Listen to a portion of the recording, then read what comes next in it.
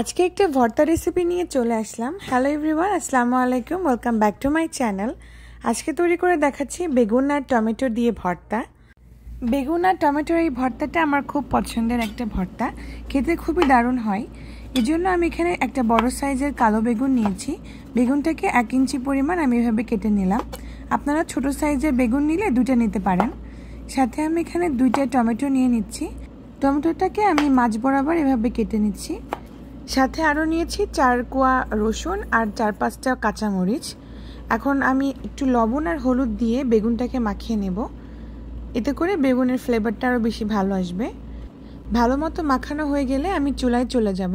আর চুলায় একটি প্যান গরম করতে বসিয়েছিলাম, সেখানে 2 টেবিল চামচ তেল দিয়ে ভালো মতো এভাবে ছড়িয়ে নিচ্ছি। এরপর আমি বেগুনের স্লাইসগুলো দিয়ে দিলাম। দিয়ে এখন 2 থেকে 3 মিনিট মতো আমি এভাবে রান্না করে নেব। ঢাকনা দিয়ে ঢেকে দেবো যাতে তাড়াতাড়ি সেদ্ধ হয়ে যায়। তারপরে আমি উল্টে দেব। আবার 2 থেকে 3 মিনিট মতো আমি রান্না করে নেব। মোট কথা আমরা এটা পারফেক্টভাবে সেদ্ধ করে নেব। যখন এরকম পোড়া পোড়া আর পারফেক্টভাবে সেদ্ধ হয়ে যাবে, সে পর্যায়ে আমি এটাকে নামিয়ে নেব। এখন ঠিক একই প্যানে আমি আরেকটু তেল দিয়ে দিলাম। এখন কেটে রাখা টমেটোগুলো দিয়ে দিচ্ছি। ঝালের জন্য আমি এখানে কাঁচামরিচ ব্যবহার করেছি, আপনারা চাইলে শুকনো মরিচও ব্যবহার করতে পারেন।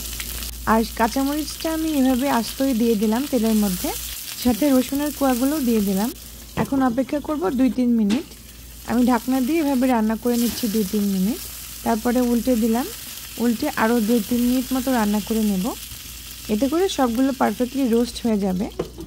আর যখন টমেটোটা পারফেক্টলি সেদ্ধ হয়ে যাবে, তখন ওপর থেকে যে স্কিনটা আছে সেই স্কিনটা আমরা ফেলে দেব, মানে খোসাটা ফেলে দিতে হবে।